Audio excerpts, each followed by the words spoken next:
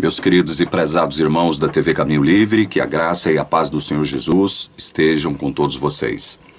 Bom, no meu último vídeo, eu disse que o último vídeo era o 10º, mas o 10º é esse aqui. Eu já tenho feito confusão, né, com a sequência de vídeos que eu tenho postado aqui sobre a série João 6 e a pá de cal na cova arminiana. Mas o 10º vídeo é esse que nós vamos gravar agora, ok? Vamos pedir as bênçãos de Deus sobre a exposição de sua palavra agora. Santo Deus, Pai nosso que está nos céus, santificado seja o teu nome. Nós rogamos a tua bênção, a unção do teu Espírito Santo sobre a nossa mente, Senhor, para que possamos receber a tua palavra, compreendê-la, aplicá-la em nossa vida e receber bênçãos por meio disso. É o que nós rogamos humildemente em nome do Senhor Jesus. Amém. Muito bem, no último vídeo nós comentamos mais um trecho do comentário do Ezequiel e o trecho que mais impôs a necessidade de um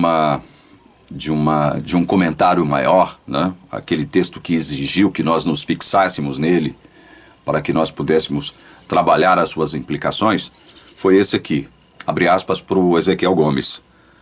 Trabalhar com vistas à salvação não deve ser entendido como realmente antagônico e contraditório à natureza e manifestação da graça. Então, isso aqui, gente, isso aqui é coisa do diabo, isso aqui não é coisa de Deus. Isso aqui não é coisa de Deus.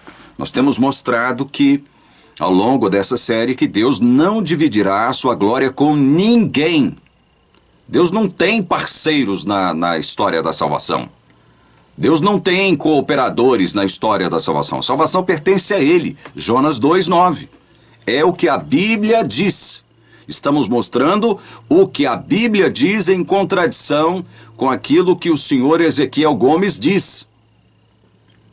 E nós temos sido muito enfáticos nessa questão. Nessa série eu tenho sido muito enfático em mostrar para vocês que sinergismo na questão da salvação, Deus e homem cooperando juntos para que o homem possa ser salvo, isso é coisa do diabo. A Bíblia não autoriza, a Bíblia não chancela essa ideia. É isso que nós estamos mostrando. E nós hoje vamos, para contrapor essa afirmação do Ezequiel, nós hoje, evidentemente, vamos trazer mais um texto da palavra de Deus, muitíssimo forte, e que vai fazer com que a gente elimine de uma vez por todas essa ideia de sinergismo da nossa cabeça. O texto de Paulo em Romanos capítulo 5, que analisaremos agora, eliminará qualquer tentativa de impor uma ideia de sinergia entre Deus e homem na questão da salvação. Antes, vamos mais uma vez refrescar a nossa memória mencionando o que o Ezequiel Gomes declarou acerca da sinergia. Vamos lá, abre aspas para ele. A relação referida na Bíblia, na compreensão das dinâmicas textuais, sob perspectiva ampla, é sinergista e não monergista. Em outras palavras, Deus e homem interagem na experiência soteriológica e não temos apenas Deus como único agente na história e experiência de salvação do homem. Fecha aspas. Isso aqui é do diabo. Isso aqui não provém do Espírito Santo. Isso aqui não procede do Espírito Santo. Isso aqui contradiz o Evangelho da graça do Senhor Jesus. Eu gostaria muito de perguntar ao senhor Ezequiel o seguinte: com base em que Bíblia ele produziu essa declaração estúpida e antibíblica? Em que base? Em que Bíblia, aliás? Ele produziu essa declaração tão antibíblica, tão contraditória ao Evangelho?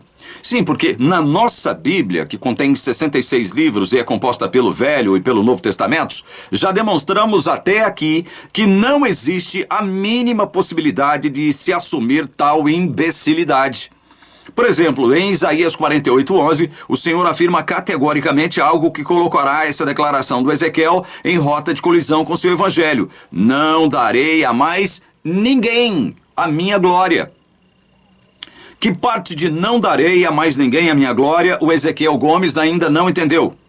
Conforme analisado no texto de Efésios, Paulo deixou claro que tudo o que Deus fez por meio de Jesus foi para louvor da glória da sua graça. A palavra de Deus não oferece nenhum tipo de brecha semântica ou hermenêutica para admitirmos a ideia de um processo de salvação sinérgico entre Deus e o homem. Mas ninguém pressupõe nenhum ser humano sem exceção, meus irmãos. E exprime uma ideia justamente contrária ao que o Ezequiel declara a respeito de salvação, como sendo o resultado de uma sinergia entre Deus e homem. O texto de Paulo é definitivo no sentido de eliminarmos qualquer tentativa de inclusão do homem como que participando de modo ativo na obra de sua própria salvação, em parceria com Deus, em cooperação com Deus, em sinergia com Deus. Portanto, vamos começar com Romanos capítulo 5, verso 12. Se você tiver a sua Bíblia aí, abra em Romanos capítulo 5. Comecemos com o verso 12. Portanto, como por um só ser humano entrou o pecado no mundo, e pelo pecado veio a morte, assim também a morte passou a toda a humanidade, porque todos pecaram. Todo o raciocínio, eu vou falar de modo bem sereno, bem calmo, bem tranquilo, para que você assimile as implicações desse texto que nós começamos a ler. Todo o raciocínio do apóstolo Paulo, expressado aqui no capítulo 5, não deve ser extraído apenas e tão somente com base nesse verso que nós acabamos de ler. Nós devemos prosseguir na leitura do capítulo 5, levando em consideração o encadeamento das ideias e conceitos expressados por ele até o final do capítulo, bem como tudo o que ele escreveu sobre a justificação pela fé. Não apenas em Romanos, mas também em Gálatas, Filipenses, Colossenses, etc. Referindo-se a Adão, ele vai dizer que o pecado veio ao mundo por um só ser humano. Em 10 ocasiões, somente aqui no capítulo 5 de Romanos, ele repete os termos um só, uma só, um só, uma só. A primeira ênfase recai sobre Adão, como sendo o único responsável pela morte passar a toda a humanidade. Ele diz, por um só ser humano entrou o pecado no mundo. Então presta atenção, porque o que ele fará é uma analogia entre o pecado de Adão e a morte de Cristo, certo? Uma comparação, um paralelo entre Adão e Cristo. E porque todos pecaram, será a consequência desse um só ser humano ter cometido o pecado, pois sobre ele pesava o fato de representar toda a raça humana, agora caída em sua própria corrupção e pecados. A linha argumentativa de Paulo aqui se baseará em um paralelo, como eu acabei de dizer, entre Cristo e Adão.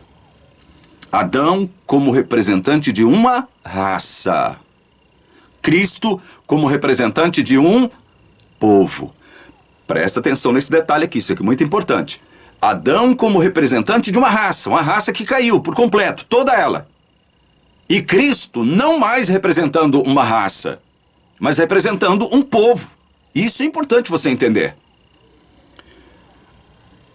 Vamos ler o verso 15 de Romanos 5. Mas o dom gratuito não é como a ofensa. Porque se muitos morreram pela ofensa de um só, muito mais a graça de Deus e o dom pela graça de um só homem, Jesus Cristo, foram abundantes sobre muitos. Esse texto, ele é muitíssimo importante também. Primeiro detalhe que nós enfatizamos acerca desse texto de Romanos 5,15. O dom, meus queridos irmãos, o dom é gratuito.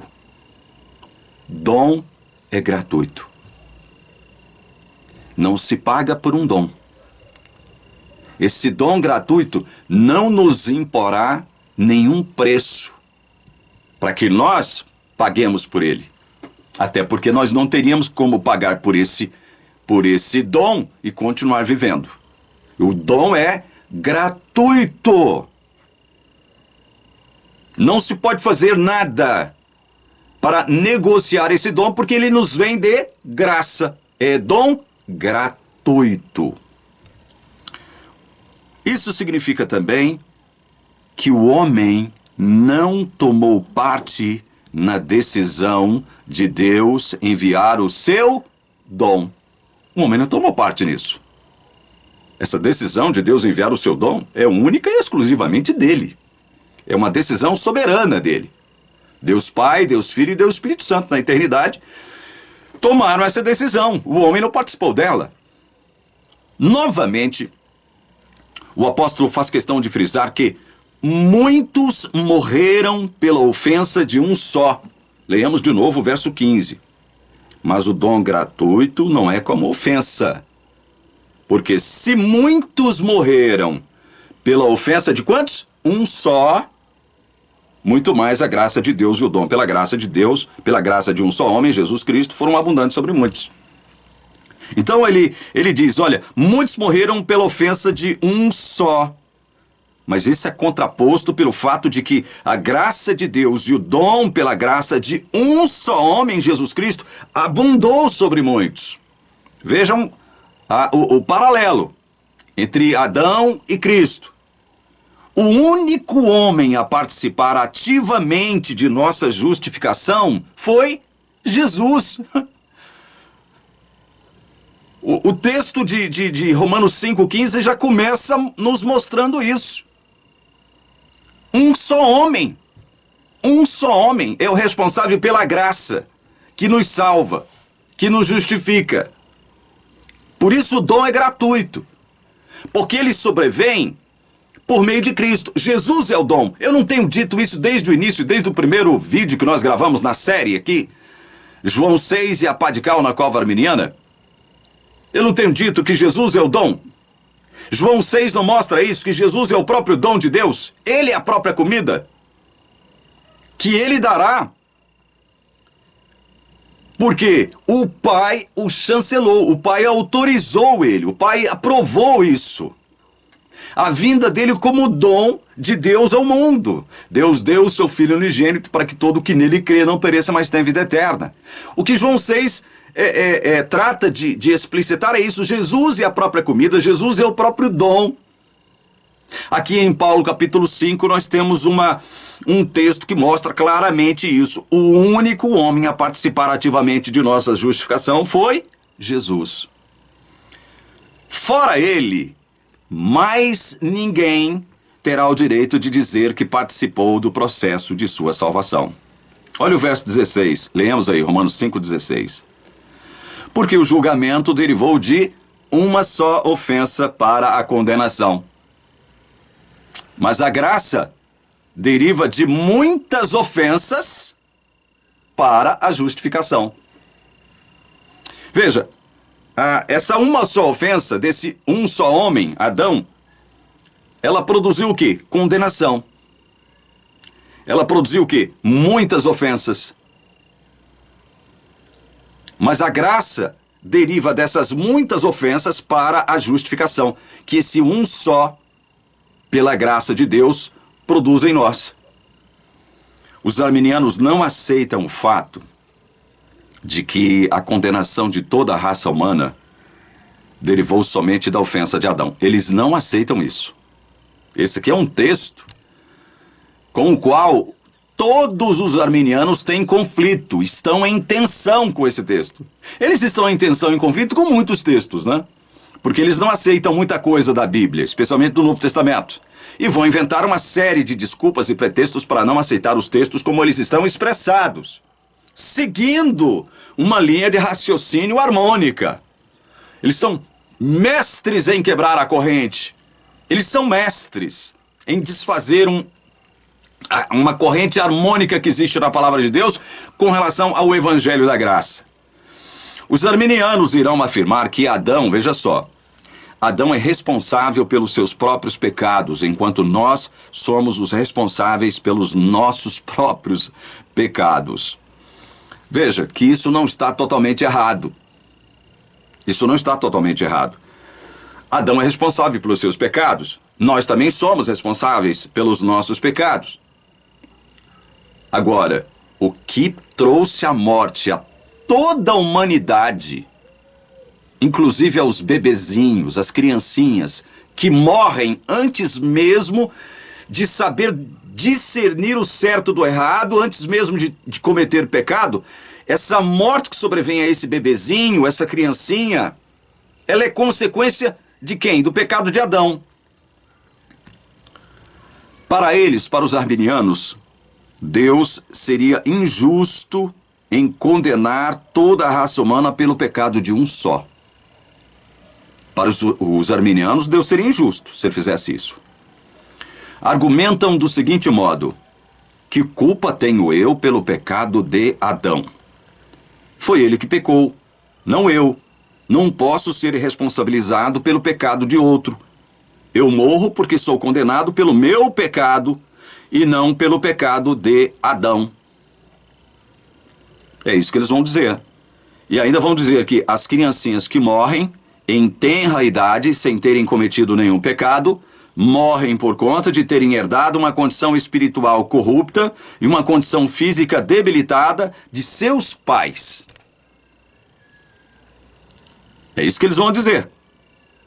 Nós rejeitamos, nós calvinistas rejeitamos, porque a Bíblia rejeita isso, todos esses argumentos, com base na analogia de Paulo, de que somos considerados justos por meio de um só homem, e não por nos tornarmos nós mesmos justos diante de Deus. Veja, os arminianos estariam certos, eles estariam corretos. Se o que Paulo quisesse dizer aqui era o seguinte: olha, Adão foi responsável pelo pecado dele. Nós somos responsáveis pelos nossos pecados, então é o seguinte: nós temos que vencer todos os nossos pecados para nos tornarmos justos, já que nós, arminianos, admitimos que nós somos culpados, né? A morte sobrevém a nós por nossa própria culpa e não pela culpa que nós herdamos, uma suposta culpa que nós tenhamos herdado de Adão. Então, nós é que temos que nos tornar justos. Nós é que temos que nos tornar justos, vencendo os nossos pecados, porque nós somos responsáveis por eles. Vejam, a confusão que eles fazem aqui, e pretendendo estar logicamente corretos. O problema com a lógica deles é que a lógica dos arminianos é humana, é antropocêntrica. A lógica deles é humana, não é a lógica divina. Não é a lógica da graça de Deus, é a lógica do legalismo. É a lógica do ser humano engendrando a sua própria salvação em parceria com Deus. E você percebe que não é essa analogia que Paulo está fazendo aqui. Vamos continuar a nossa leitura para que você perceba isso. Não é essa a lógica. Se eu admitir, por exemplo, como eles afirmam, Olha, as criancinhas que morrem em tenra idade, sem antes terem condições de discernir o certo do errado, sem antes terem cometido pecado, elas morrem primeiro por conta de uma condição espiritual corrupta e por conta de uma condição física debilitada que essas criancinhas herdaram de seus pais. Portanto, os responsáveis pela morte dela não é Adão, e sim os seus pais, ou seja, é a própria humanidade. Então, como é que nós nos tornamos justos? Não é por meio de um só, é por nossa própria força, por nosso próprio poder, nossa própria decisão, nossa escolha, né? É vencendo os nossos próprios pecados pelos quais nós somos responsáveis. Nós temos que vencê-los para nos tornar justos. Paulo está falando aqui de algo que nos é imputado, e não de algo que o ser humano mesmo produz. Essa é a lógica da graça, essa é a lógica do Evangelho de Deus. É nos sermos declarados justos. É sermos olhados por Deus agora, encarados por Deus agora, vislumbrados por Deus agora, graças ao que Jesus fez, como justos diante dele. E não porque nós mesmos nos tornamos justos. E não por isso. Se a condenação veio por um só ser humano, meus queridos irmãos, a graça de Deus também veio por um só homem, Jesus Cristo. É o que esses dois textos que nós lemos, verso 15 e verso 16, estão dizendo. O dom, entretanto, não é como no caso em que somente um pecou, porque o julgamento derivou de uma só ofensa para a condenação, mas a graça deriva de muitas ofensas para a justificação.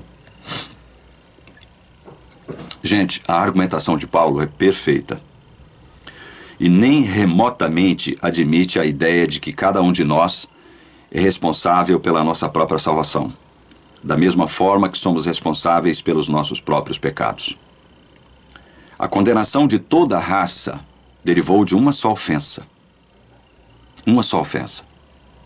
É o que Paulo está dizendo aqui. Porque se muitos morreram pela ofensa de um só, muito mais a graça de Deus e o dom pela graça de um só homem, Jesus Cristo, foram abundantes sobre muitos. O dom, entretanto, não é como no caso em que somente um pecou. Porque o julgamento, em outras traduções diz a condenação, né? O julgamento derivou de quantas ofensas? De uma só ofensa. Essa história de afirmar que, não, a criancinha que morre em tenra idade sem antes ter cometido pecado, por não saber ainda distinguir o certo do errado, ela não tem condições intelectuais ainda para isso, ela morre por causa da corrupção dos seus pais, da provável condição física frágil, debilitada, que ela também herdou de seus pais, e não por causa do pecado de Adão. Não é isso que a Bíblia está dizendo. A Bíblia está dizendo que a condenação de toda a raça sobreveio por causa da ofensa de um só homem. Um só homem. Olha como eles estão em contradição com a palavra de Deus. Olha como os arminianos erram. Olha como eles estão em conflito com a palavra, estão em rota de colisão com a palavra, meus irmãos.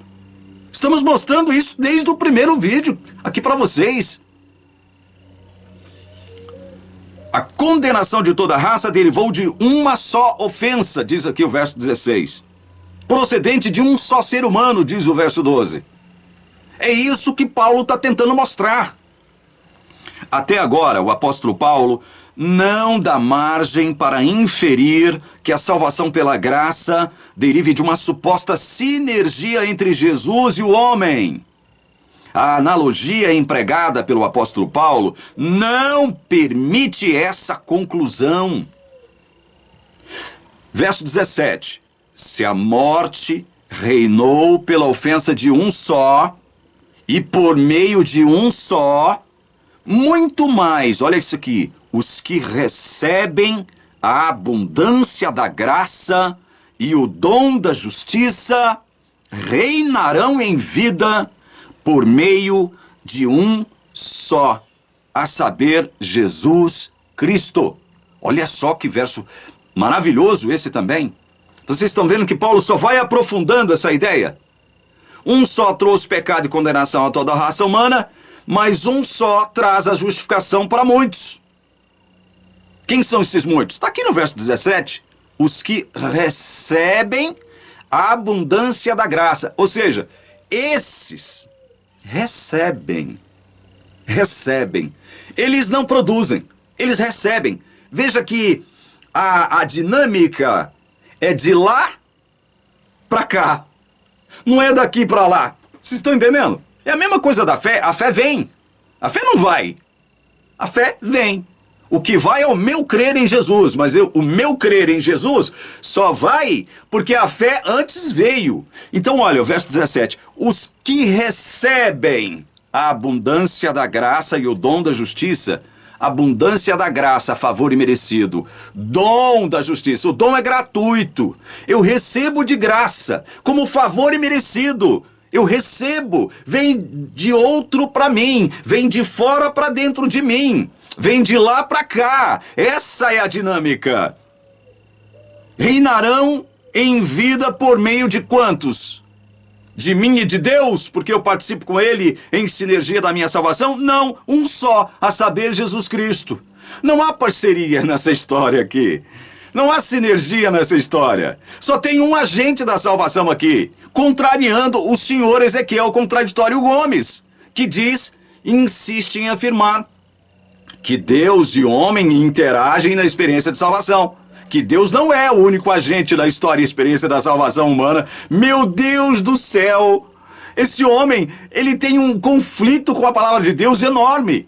É uma doença, parece. Ele não consegue aceitar uma assim, diz o Senhor, e depois vem arrotar, sem vergonhamente, se é que esse termo existe, não existe, estou criando ele agora, né? Com a cara mais lerda, com a cara de pau que ele tem, vem afirmar justamente o que a palavra de Deus não afirma em lugar nenhum. Esse homem, ele lida com contradições e não com assim diz o Senhor. Pelo amor de Deus, o texto bíblico é muito claro. A morte reinou pela ofensa de um só. Um só. A morte reinou no planeta Terra pela ofensa de um só. Não foi pela ofensa dos pais do bebezinho que morreu sem antes discernir o que é pecado. Não foi. A morte reinou pela ofensa de um só. É o que a palavra de Deus está deixando claro. A morte não reinou pela ofensa de todos os pecadores da terra. É o que a palavra de Deus está dizendo. Ela afirma algo ao mesmo tempo em que ela nega algo. A morte reinou pela ofensa de um só. Isto ela afirma. Portanto, ao afirmar isso, que a morte reinou pela ofensa de um só, ela nega que a morte tenha reinado por todos os pecados dos pecadores da terra. Estão entendendo isso? Seria cabível até aqui, meus queridos irmãos, uma pergunta. Inserir a ideia de sinergia entre Deus e o homem na questão de salvação? Seria? Seria. A abundância da graça e o dom da justiça nos sobrevém por meio de apenas um agente. Um só agente, a saber, Jesus Cristo. Não tem esse negócio de Deus e homem interagem na experiência soteriológica e não temos apenas Deus como único agente na história e experiência da salvação. Vá mentir lá para sua turma, senhor Ezequiel Contraditório Gomes. Vá enfiar essas suas palavras num monturo de lixo ou num vaso e dar descarga, porque isso que o senhor está vomitando é do diabo. Isso não encontra consonância com a palavra de Deus. Não é a palavra de Deus isso que o senhor escreve. Isso procede do diabo. Você, Ezequiel, eu não sei se ignorantemente, ou eu não sei se propositalmente, está sendo usado pelo diabo para escrever esse lixo que você escreveu. Esse lixo de livro que você escreveu, esse lixo que você escreveu, depõe contra a glória de Deus. Depõe contra o Evangelho, depõe contra a graça, depõe contra Deus Pai, Deus Filho, Deus Espírito Santo, depõe contra a redenção, a salvação do homem. Eu não estou sendo enfático aqui e rigoroso, irmãos, à toa não. Não é à toa. Eu não estou sendo rigoroso aqui à toa. Há um motivo para que eu seja tão rigoroso assim. Olha, se Paulo resolvesse terminar seus argumentos aqui nesse ponto, no verso 17 de Romanos 5, já seria suficiente para desbancarmos essa ideia imbecilóide do senhor Ezequiel Contraditório Gomes de que a salvação do homem é produto de uma ação sinérgica entre Cristo e o homem pecador. Somente um mentecapto assumiria tal proposição em contradição com toda a palavra de Deus. Mas, para desespero do arminianismo, Paulo continua reafirmando aquilo que contradiz o pensamento destituído de juízo do Sr. Gomes e de todos que pensam como ele. Portanto, verso 18. Assim como por uma só ofensa veio o juízo sobre todos os seres humanos, meu Deus, é impressionante. Uma só ofensa veio o juízo sobre todos os seres humanos. Uma só ofensa, uma só ofensa. Por causa de uma ofensa, a condenação, o juízo, o julgamento vem. Ele cai, ele sobrevém, ele desce sobre todos os seres humanos. Assim também, por um só ato de justiça, não são dois. O ato de Deus e o meu. Não é sinergia, não é parceria, não é cooperação com Deus que vai me dar a minha justificação, que por sua vez me traz a salvação. Não, definitivamente não. Não existe esse negócio de sinergia. Sinergia é do diabo. E para o diabo, eu digo, repetindo com Cristo, vá de retro, Satanás. Use você quem você usar, eu vou dizer, vá de retro, Satanás. Pode ser para o Ezequiel, pode ser para qualquer pastor adventista, para qualquer teólogo adventista, qualquer pastor de outra denominação que assim também pense. Eu digo, em nome de Jesus, vá de retro, Satanás. Vocês não conseguirão impor a mentira de vocês contra um claro e categórico assim diz o Senhor. Eu vou ler de novo esse texto. Eu nem terminei de ler, mas eu vou ler de novo, porque esse texto é maravilhoso, ao mesmo tempo em que ele é o quê? Chocante para os arminianos. Portanto, assim como por uma só ofensa veio o juízo sobre todos os seres humanos para condenação, assim também, olha a comparação, olha a analogia, se for por uma só ofensa, veio condenação sobre todos os seres humanos, assim também, por um só ato de justiça, um só ato, veio a graça sobre todos para a justificação que dá vida. Um só ato de justiça. Não são dois atos de justiça. Se houvesse sinergia, seriam dois atos de justiça, o de Deus e o meu. É um só ato de justiça. Um só.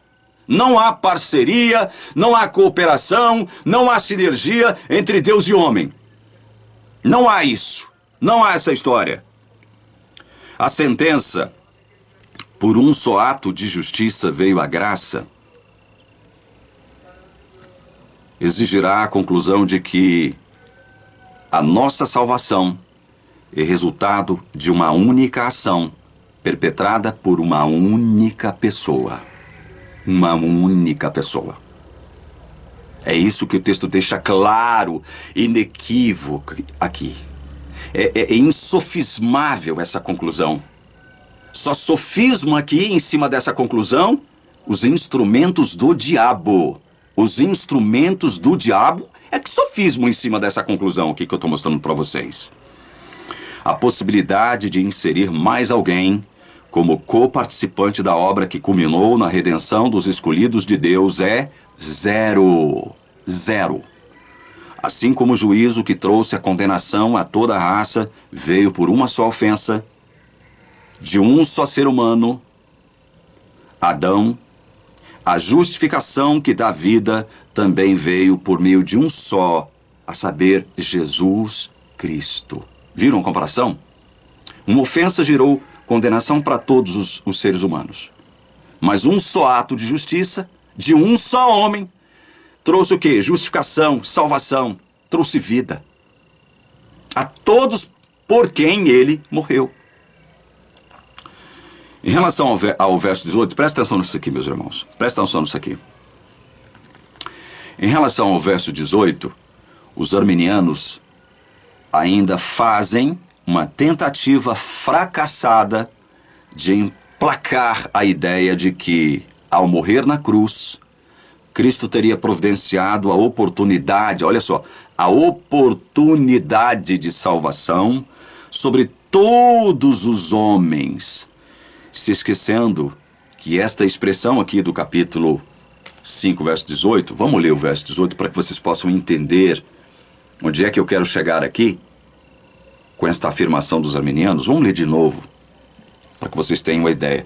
Eu vou ler, inclusive, nessa minha tradução da Nova Almeida atualizada e da Almeida Revista e Atualizada, segunda edição, para que vocês tenham uma noção de onde eu quero chegar, tá?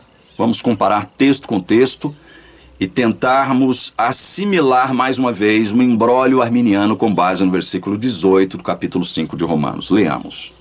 Portanto, assim como por uma só ofensa veio o juízo sobre todos os seres humanos para a condenação, assim também por um só ato de justiça veio a graça sobre todos para a justificação que dá vida. Preste atenção na expressão sobre todos.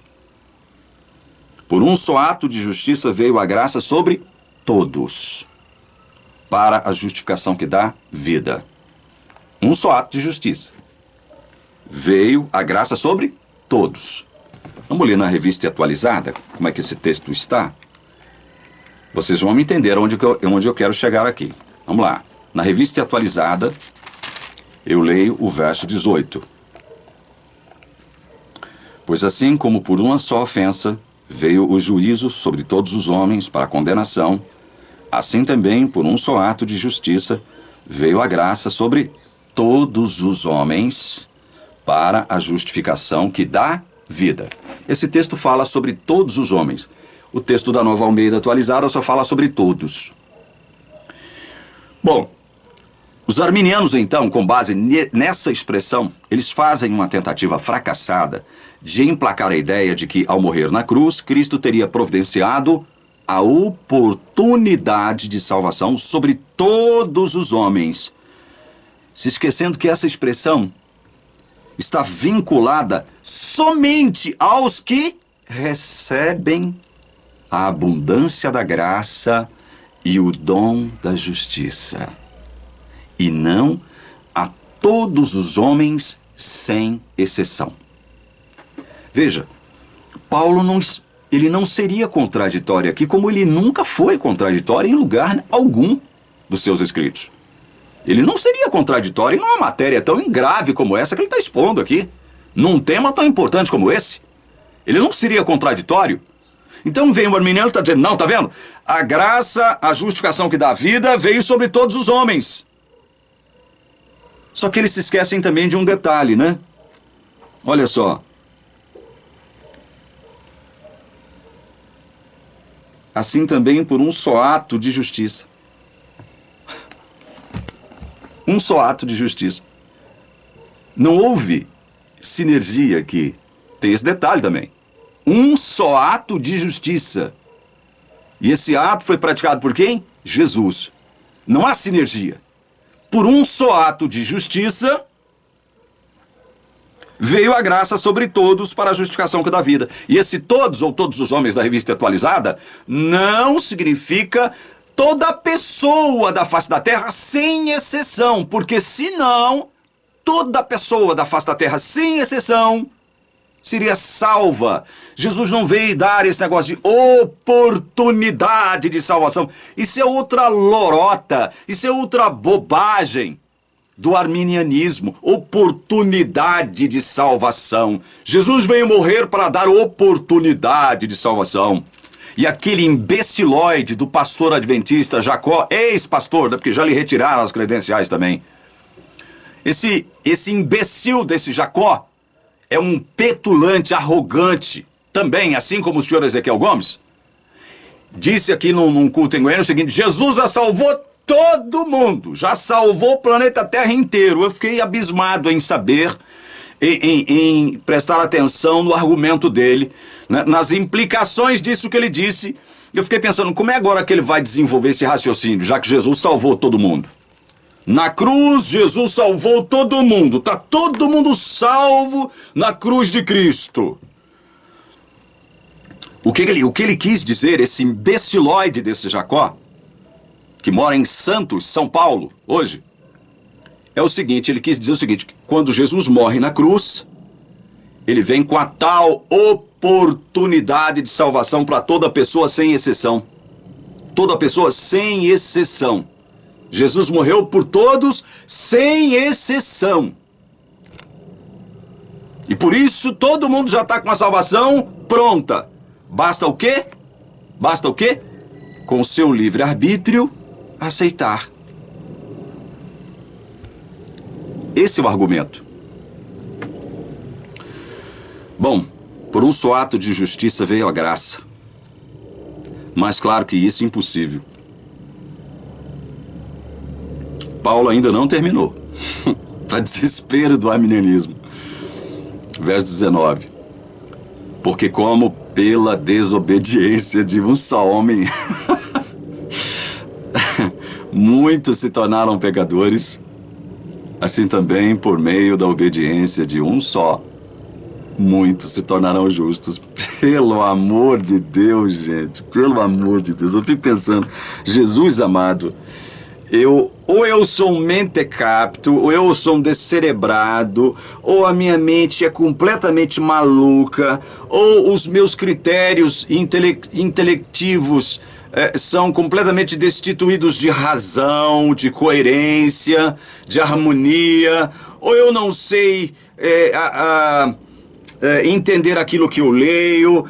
Ou eu sou burro, ou o Ezequiel é burro. Não há como a gente construir uma terceira via aqui. Ou eu sou burro da história, completamente burro, mentecapto, né? Ou então descerebrado, destituído de mente, de inteligência, de qualquer vestígio de razão, ou o Ezequiel é que é.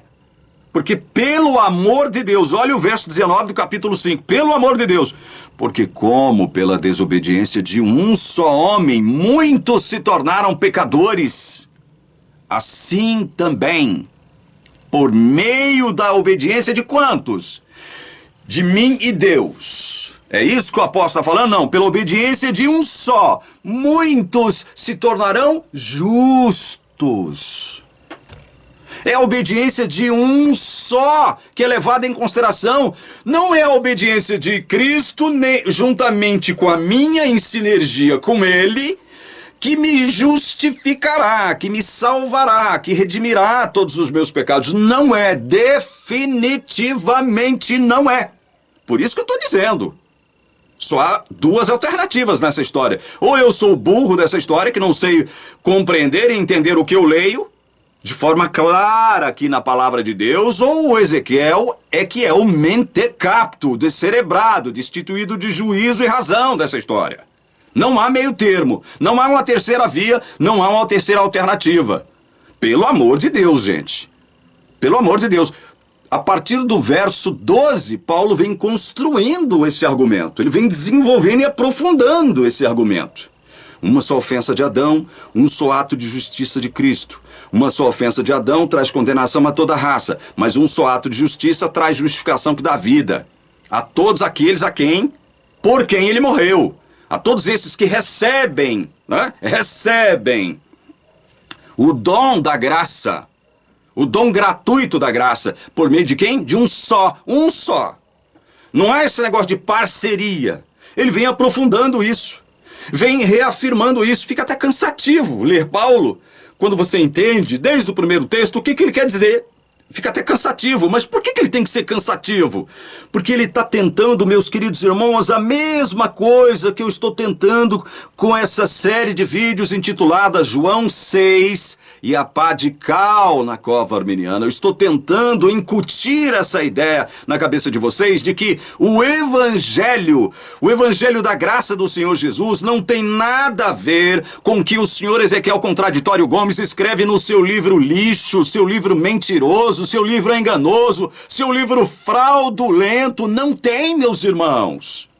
Eu estou sendo enfático, cansativo, repetitivo aqui por conta disso. Eu quero porque quero incutir isso em você, na sua mente. Por isso eu rogo a Deus, em toda a abertura de vídeo dessa série, para que o Espírito Santo unja o seu entendimento, para que você entenda de uma vez o que a palavra de Deus está dizendo, e não o que o senhor Ezequiel, ou até mesmo a igreja adventista em sua teologia, ou outra denominação religiosa que também seja arminiana, assim como a igreja adventista, está tentando dizer para você de forma equivocada, errônea, antibíblica, antigraça, anti-Jesus.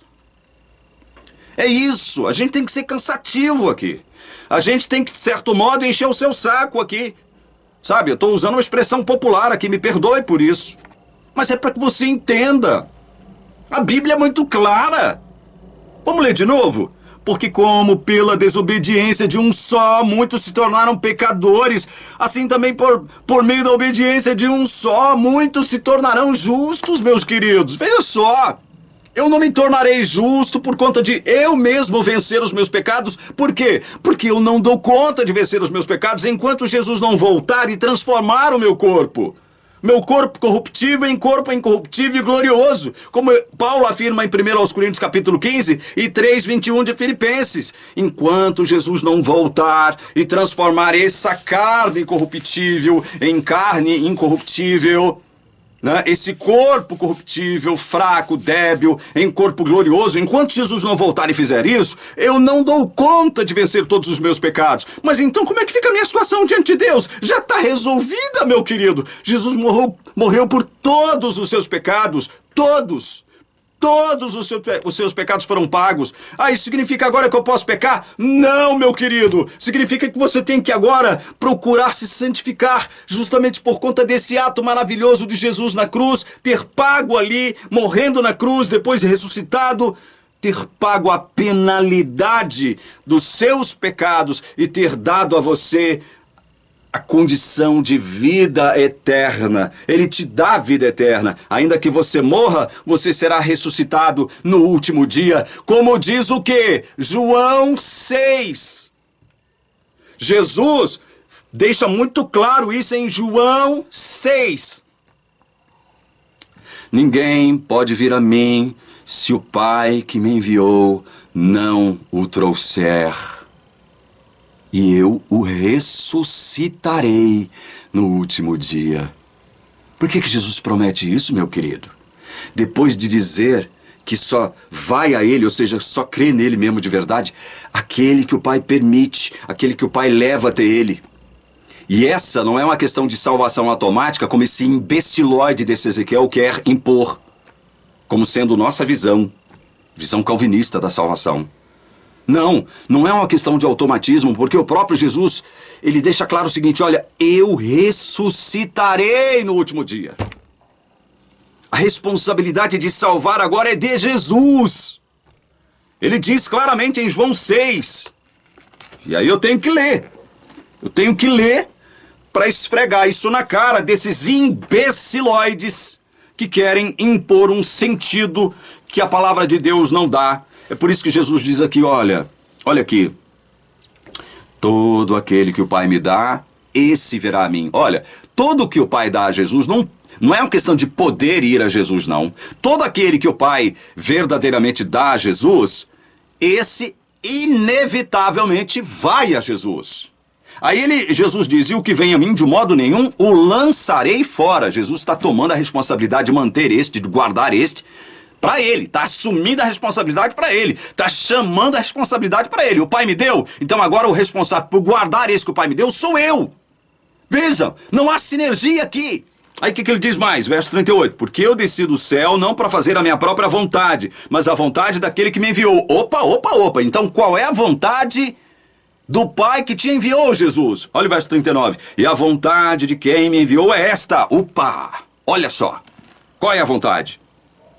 Que eu não perca nenhum de todos os que ele me deu. Pelo contrário, eu o ressuscitarei no último dia. Que eu não perca nenhum de todos os que ele me deu. O que isso quer dizer, meu querido irmão? Que está estudando comigo João 6 e todas as suas implicações? Que eu não perca nenhum, ou seja, a responsabilidade, pelo amor de Deus, põe isso na sua cabeça, no seu coração. A responsabilidade pela nossa salvação é de Jesus. Não é dele e minha, é dele. Porque eu creio em Jesus porque o Pai me deu a Jesus. Você crê em Jesus porque o Pai te deu a Jesus. E agora a responsabilidade de guardar você e de guardar a mim, salvo do jeito que nós já estamos, é dele. A responsabilidade é dele. Que eu não perca nenhum de todos os que ele me deu. Meu Deus do céu, a palavra de Deus é clara, Jesus. Misericórdia, como é que tem gente que ainda quer errar aqui? A pretexto de defender uma teologia morta. A teologia da Igreja Adventista, a teologia arminiana no que diz respeito a essa doutrina da salvação está morta. Não há como conciliar teologia arminiana com o evangelho da graça do Senhor Jesus. Não há, meus queridos irmãos. Prestem atenção nisso. Eu não estou querendo tirar você da Igreja Adventista. Eu não quero tirar você da sua igreja, que porventura possa ser arminiana. Não é isso, não. Continue lá, só que tem um detalhe. Sabendo que, com relação a evangelho, eles estão errados. Eles estão errados. Podem não estar errados totalmente, mas em algum ponto eles erram. Eles erram. Porque o que a Bíblia diz a respeito de evangelho está muito claro. O que a Bíblia diz a respeito de salvação está muito claro. Está muito claro. Não há como errar. Continuemos aqui no meu trabalho. Perceba a força desta declaração do apóstolo. Pela desobediência de um só homem, muitos se tornaram pecadores.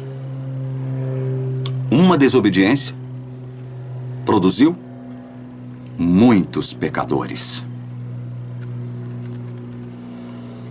Aos olhos dos arminianos, isso não pode ser assim. Justamente por admitirem a ideia de que assim como cada homem deve ser responsabilizado pelos seus próprios pecados, cada homem deve produzir sua própria justiça. Não é isso que eu estou falando? Não é isso? Não é isso que Ezequiel disse? Você tem que trabalhar em parceria com Deus, em sinergia com Deus, para produzir a sua própria justiça. Embora ele não diga isso ipsis literis, que eu acabei de afirmar agora, as implicações do que ele afirma, de se trabalhar em sinergia com Deus, nos conduzem a isto. Nos conduzem a isso. Ele é antagônico justamente por negar as implicações ou as conclusões que a sua linha de raciocínio produz. Ele é antagônico, ele é confuso. Demonstram com isso, estou falando a respeito dos arminianos, demonstram com isso nunca terem entendido o verdadeiro sentido da justificação pela fé, por ignorarem o que a palavra de Deus sobre o verdadeiro evangelho afirma sem contradição.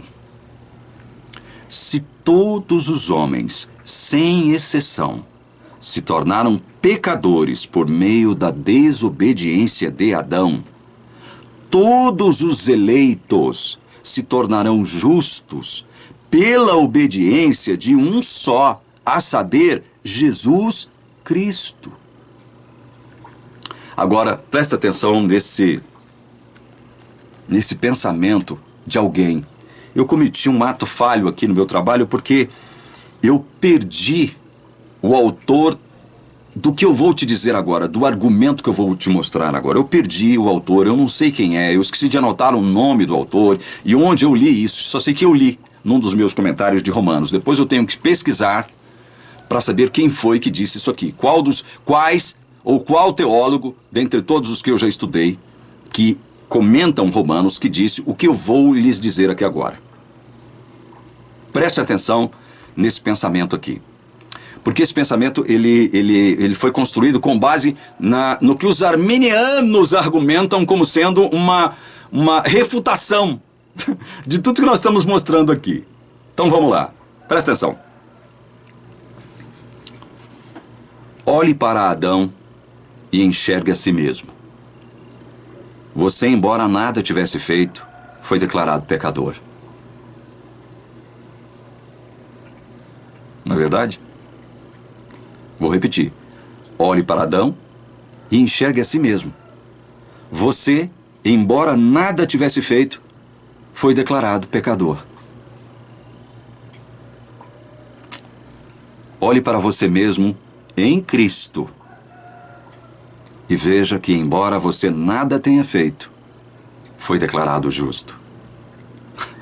Que maravilha isso aqui, não é? É maravilhoso esse pensamento, não é maravilhoso? Por que esse pensamento foi construído? Para mostrar que, para você que pensa segundo as categorias da lógica humana, pode parecer muito injusto por parte de Deus atribuir culpa a quem aparentemente não tem a culpa. Eu digo aparentemente, porque é só aparentemente que nós não somos culpados. Então vou repetir o argumento. Porque tem muito arminiano aí dizendo o seguinte: olha, eu não posso ser culpado pelo pecado de Adão. E Deus é justo, ele não me culpa pelo pecado de Adão. Em contradição com o texto de Paulo, capítulo 5. Mas vamos lá, vamos para o pensamento de novo, como ele é lindo. Olhe para Adão e enxergue a si mesmo. Você, embora nada tivesse feito, foi declarado pecador. Para muita gente isso aqui é injusto. Eu estou falando gente cristã, viu? Cristã entre aspas. Para os arminianos, para os pelagianos, isso aqui é injusto. Olhe para si mesmo. Olhe para Adão e enxergue a si mesmo. Você, embora nada tivesse feito, foi declarado pecador. Porque nós já nascemos assim. Nascemos em pecado. Diz o salmista em Salmo 51:5, não é verdade? Nascemos em pecado. Nascemos como mortos para Deus. Nascemos como cativos do diabo. Nosso coração só quer fazer a vontade do diabo. Os nossos desejos estão presos à vontade do diabo. A carne para nada aproveita. Não é? É assim que nós nascemos. Você foi declarado pecador ao nascer. Mesmo sem ter feito nada. Isso não parece injusto? Parece injusto. Mas olhe para você mesmo em Cristo. E veja que, embora você nada tenha feito, foi declarado justo, meu querido irmão. Você não fez nada, segundo Paulo aqui, segundo o Evangelho. Para obter a sua salvação, você não poderia ter feito nada. Nada, nada, nada, nada. É por isso que Deus deixa claro o seguinte: eu não dividirei a minha glória com ninguém. Porque ninguém salvou, a não ser eu. Em outras palavras, Deus teria que desenhar para nós. Olha, por que eu não vou dividir a minha glória com ninguém? Porque só eu salvo. A glória da salvação, como diz a Bíblia, a salvação pertence ao Senhor. A glória da salvação pertence a mim, poderia dizer Deus para nós. Põe uma coisa nas vossas cabeças, meus filhos. Eu não divido a minha glória com ninguém, porque sou eu salvo. Salvação é ideia minha. É um ato do meu filho. O único ato de justiça do meu filho produz salvação a todos que recebem o dom da graça.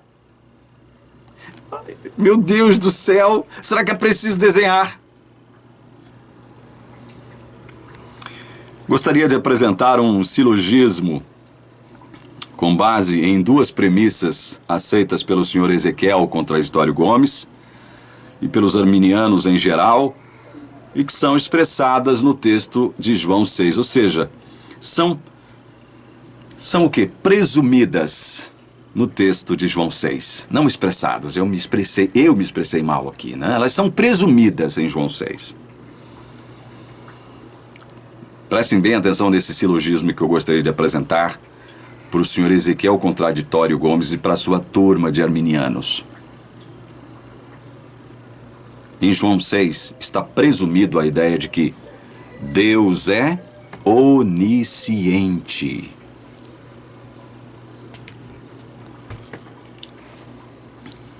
Ou vocês querem me contestar?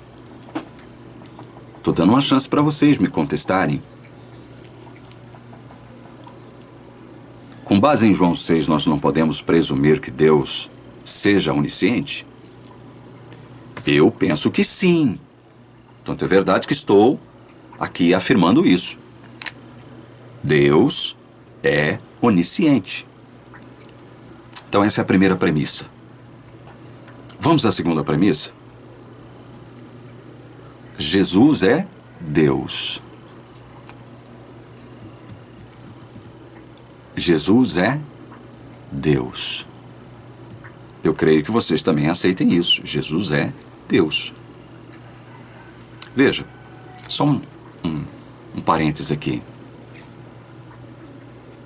Se vocês consideram que Jesus é Deus, e no texto de João 6 fica clara a manifestação da onisciência de Jesus, então vocês não podem negar que, com base em João 6, nós podemos presumir que Deus também é onisciente. Não é verdade? Por isso é que eu estou propondo este silogismo com base em João 6. E sei que vocês vão aceitar isso, arminianos. Eu sei que vocês aceitam isso. Deus é onisciente, Jesus é Deus. São duas premissas com as quais vocês concordam, não é verdade? Ok. Deus é onisciente, Jesus é Deus. Logo, Jesus já sabia por quem efetiva e eficientemente morreria na cruz do Calvário. Sabia ou não sabia? Arminianos, sabia ou não sabia? Por quem ele morreria efetiva e eficientemente na cruz do Calvário. Sabia ou não sabia? Eu pergunto a vocês. Essa conclusão é com base nessas duas premissas que vocês aceitam como sendo verdade. Deus é onisciente. Jesus é onisciente. Sabe tudo acerca de tudo e de todos. Logo, Jesus já sabia por quem efetiva e eficientemente morreria na cruz do Calvário. Como é que vocês vão negar essa conclusão, meus queridos? E agora eu estou chamando os arminianos de queridos. Como é que vocês vão negar esta conclusão? Como que vocês negam isso? Como é que vocês podem dizer que esta conclusão deste silogismo está errada? Como é que vocês podem dizer isso? Como? Me expliquem. Vocês não são os bambambãs da teologia? Não são vocês que entendem de evangelho e nós calvinistas não? Não são vocês os bons da história e nós os bandidos dessa história? Não são vocês que se apresentam como mocinhos?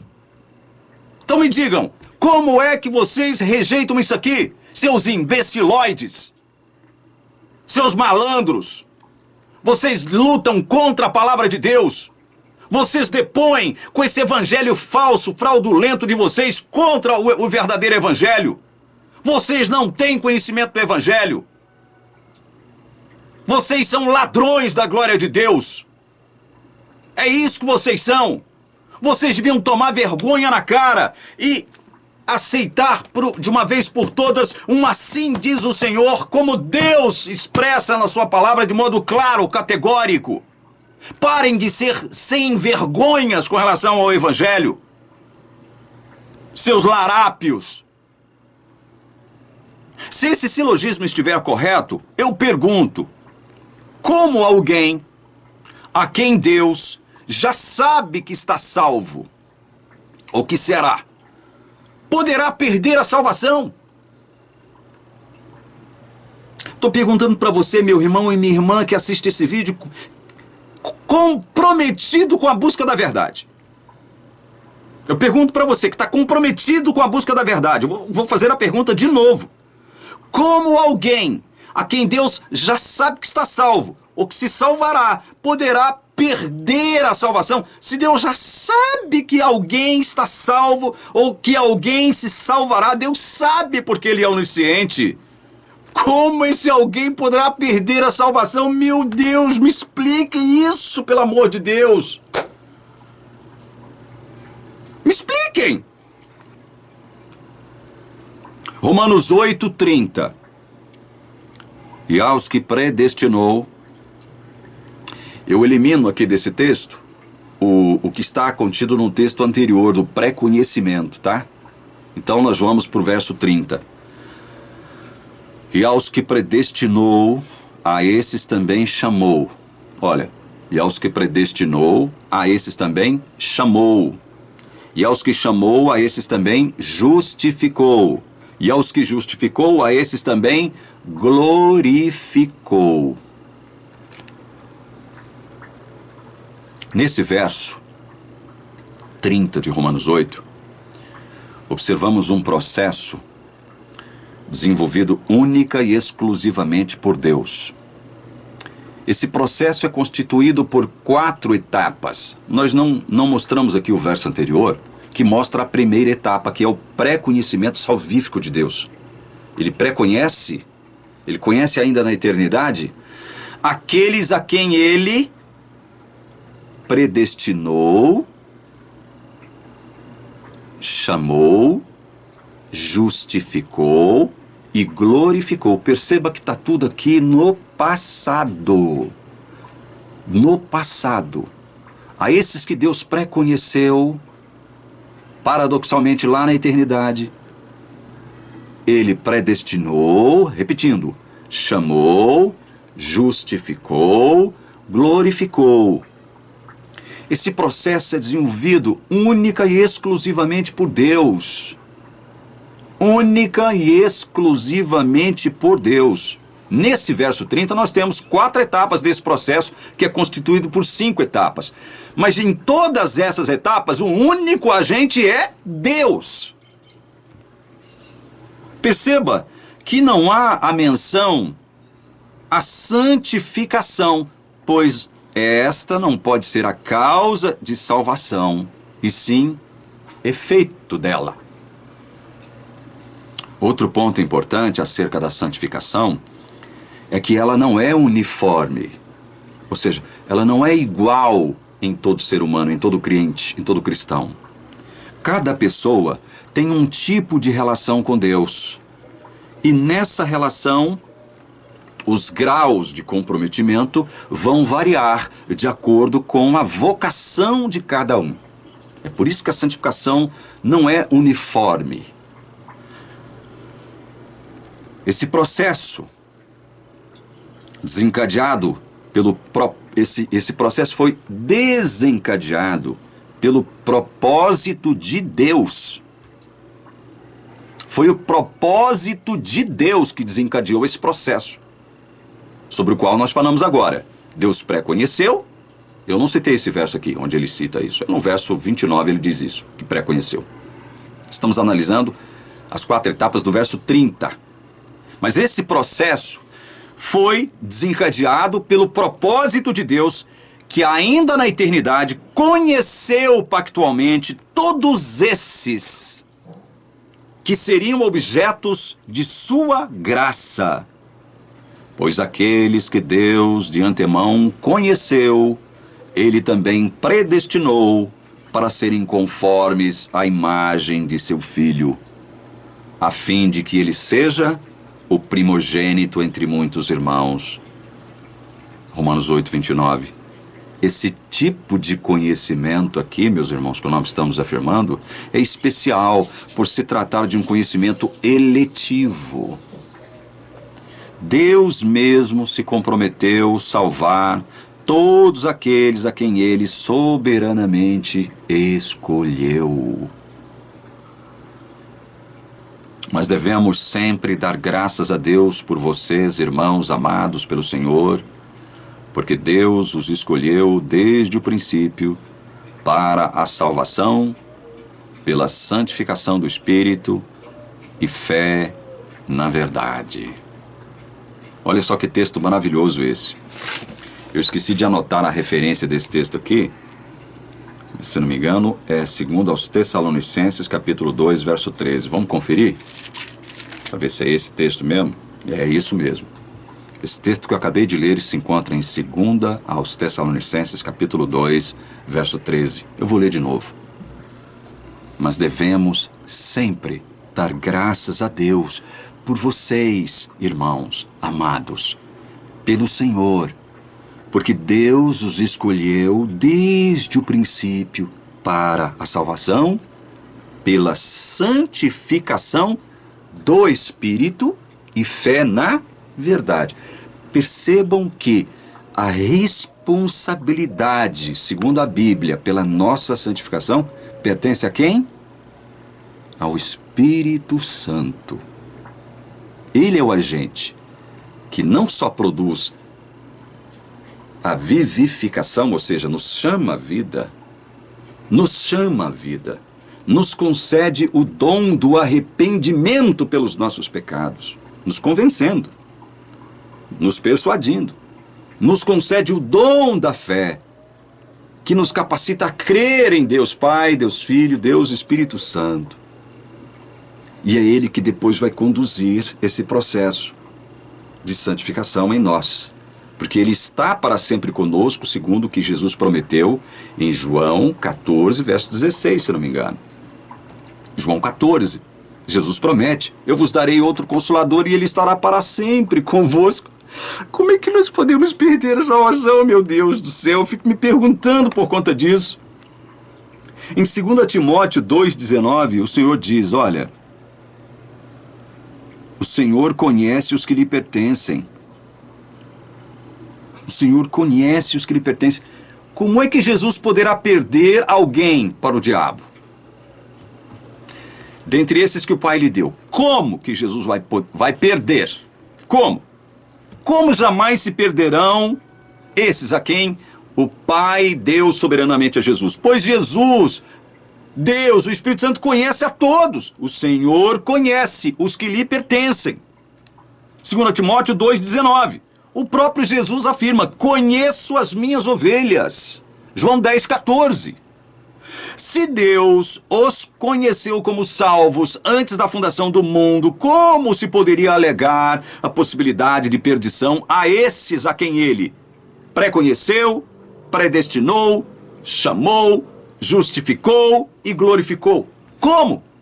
Como? Me respondam. Nesse processo, o homem é objeto da graça de Deus e não toma parte ativa.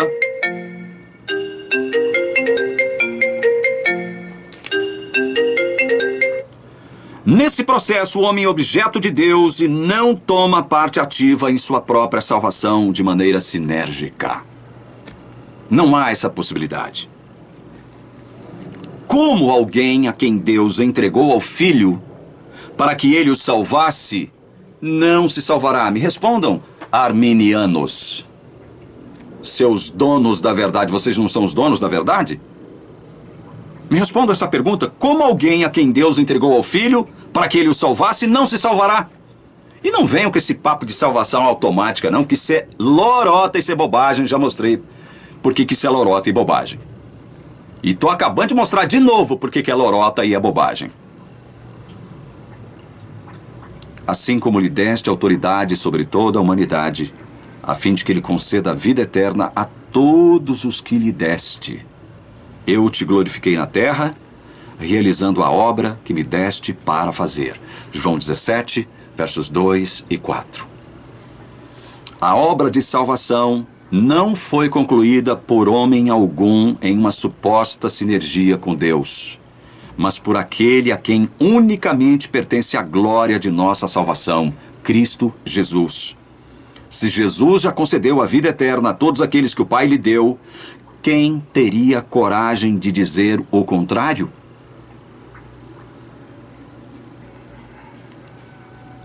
É uma pergunta. É outra, mais uma pergunta dentre as tantas que eu fiz aqui para os arminianos responderem. Quem teria coragem de dizer o contrário? Eu lhes dou a vida eterna, jamais perecerão, e ninguém as arrebatará da minha mão. Aquilo que meu Pai me deu é maior do que tudo, e da mão do Pai ninguém pode arrebatar. João 10, 28 e 29. São palavras de Jesus. Jamais perecerão. Da mão do Pai ninguém poderá arrebatá-las, porque foi meu Pai que me deu, disse Jesus aqui. Meu Pai que me deu. O homem verdadeiramente salvo por Jesus não pode perder sua salvação, não porque ele seja invencível, mas porque quem o salvou é poderoso para guardá-lo em suas mãos poderosas, de onde absolutamente ninguém poderá tirá-lo. É isso que a Bíblia está afirmando, meus queridos irmãos. O fato de Deus escolher e predestinar alguém para a salvação deve ser entendido como algo arbitrário da parte de Deus. Como vai afirmar os arminianos, ou como vão afirmar todos os arminianos em geral. É algo arbitrário. Deus escolher e predestinar. Pode ser interpretado dessa forma. Aí eu deixo Jesus mesmo responder essa pergunta. Mateus 20:15. Será que não me é lícito fazer o que quero com o que é meu? Isso aqui é uma parábola, esse texto. Mas ele nos remete para a autoridade de Deus. E Deus, então, pode perguntar a todos nós: será que não me é lícito fazer o que quero com o que é meu? Mateus 20:15. Respondam para Deus. Se vocês tiverem coragem, não, senhor, você não tem. O senhor não tem, não é lícito o senhor fazer o que o senhor quer com todos aqueles que lhe pertencem. Não, de forma alguma, porque Senhor, se o senhor desejar salvar só os que o senhor predestinou, elegeu, o senhor está sendo injusto, senhor. O senhor estará sendo injusto, então a gente não aceita esse negócio. Eu acho que foi Paulo que dormiu aqui, né? Não foi, senhor? Não foi Paulo que recebeu muita influência da cultura grega e por isso ele andou errando aqui, andou tropeçando aqui?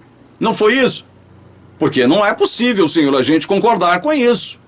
O senhor estaria sendo injusto se o senhor não desejasse salvar toda a pessoa da face da terra. O senhor estaria sendo injusto. Mas como a gente sabe que o senhor não é injusto, é óbvio que nós devemos depositar essa culpa à cosmovisão calvinista, que assim afirma, né, que o senhor só vai salvar aqueles que o senhor elegeu, que o senhor predestinou, que o senhor pré-conheceu, que o senhor chamou, justificou e já glorificou, né, senhor? É os calvinistas que estão errados, né, senhor? É os calvinistas, né? Porque nós sabemos que o senhor não é injusto.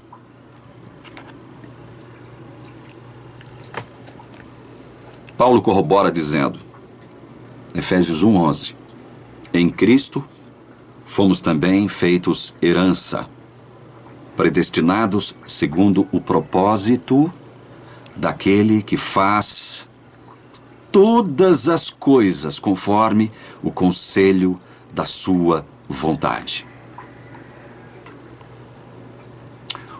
Pergunto, o fato assumido pela Bíblia de que Deus escolheu e predestinou antes da fundação do mundo todos aqueles que serão adotados por Cristo, significa que esses seriam tratados como marionetes nas mãos de Deus? O que acham vocês? Se assim fosse, pergunto de novo, que necessidade haveria de Jesus dizer que o Espírito Santo tem que convencer ou persuadir aqueles em quem ele atua? Me respondam. Pelo que eu saiba, marionetes não precisam ser convencidas a fazer nada. Não é verdade? O profeta Jeremias já sabia disso. Tu me persuadiste, Senhor, e eu fui persuadido. Foste mais forte do que eu e prevaleceste. Olha que verso lindo, Jeremias 20, verso 7. Tu me persuadiste, Senhor, e eu fui persuadido. Foste mais forte do que eu e prevaleceste. Oh, Senhor. Bonequinhos, meus queridos irmãos, bonequinhos não necessitam de persuasão para agirem de conformidade com a vontade de seus donos, não é verdade? Bonequinhos não precisam de persuasão. Bonequinhos não precisariam de convencimento. Manifestei o teu nome àqueles que me deste do mundo. Eu lhes tenho transmitido as palavras que me deste. Eu lhes fiz conhecer o teu nome e ainda o farei. João 17, versos 6, 8 e 26. Palavras de Jesus. Olha só. Manifestei teu nome àqueles que me deste do mundo. Eu lhes tenho transmitido as palavras que me deste. Eu lhes fiz conhecer o teu nome e ainda o farei. Gente, robozinhos automatizados não seriam objetos do trabalho pedagógico do mestre com a finalidade de fazê-los conhecer a Deus o Pai. Bonequinhos, robozinhos automatizados não precisariam disso. Quem de mim se alimenta, disse Jesus em João 6, verso 57. Quem de mim se alimenta, viverá por mim.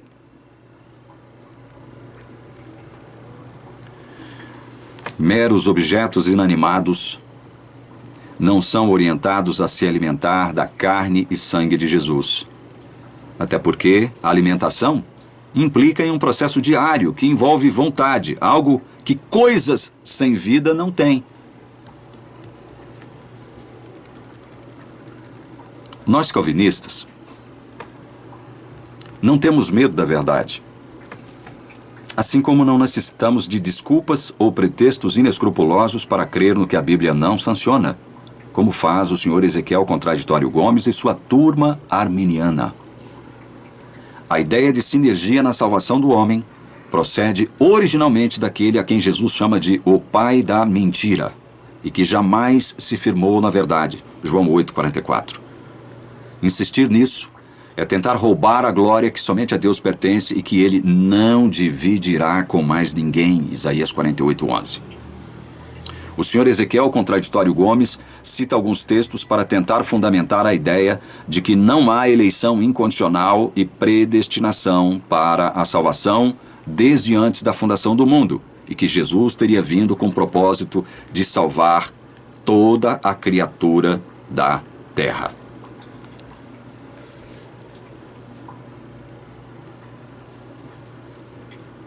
Eu vou tratar desses textos que foram citados pelo Ezequiel, no meio ali dos seus argumentos, como provas, supostas provas bíblicas, de que não há eleição incondicional, não há predestinação para a salvação, desde a fundação do mundo, que isso é uma fantasia da nossa parte. Então ele cita alguns textos. No próximo vídeo, nós vamos analisar estes textos, um por um, tá? Para sabermos o que eles dizem. E se realmente o objetivo destes textos que nós mostraremos, muitos deles do próprio João e de Paulo, se o objetivo deles for realmente esse, de contestar a eleição da graça, de contestar a predestinação para a salvação antes da fundação do mundo, então, meus queridos, se realmente for assim, eu peço encarecidamente que vocês, depois de acompanharem as nossas considerações que faremos sobre esses textos no próximo vídeo, rasguem as vossas Bíblias, porque não serve de nada, porque é um livro contraditório. Livro eminentemente contraditório, errático, cheio de erros. No próximo vídeo, então, nós vamos voltar analisando esses textos que foram apresentados pelo Ezequiel aqui como prova de que não há eleição condicional, não há predestinação para a salvação desde antes da fundação do mundo. E outras coisas mais. Que Deus abençoe você que chegou até aqui. Que o Espírito Santo unja o seu entendimento para que você possa compreender a sua palavra. Em nome de Jesus. Amém.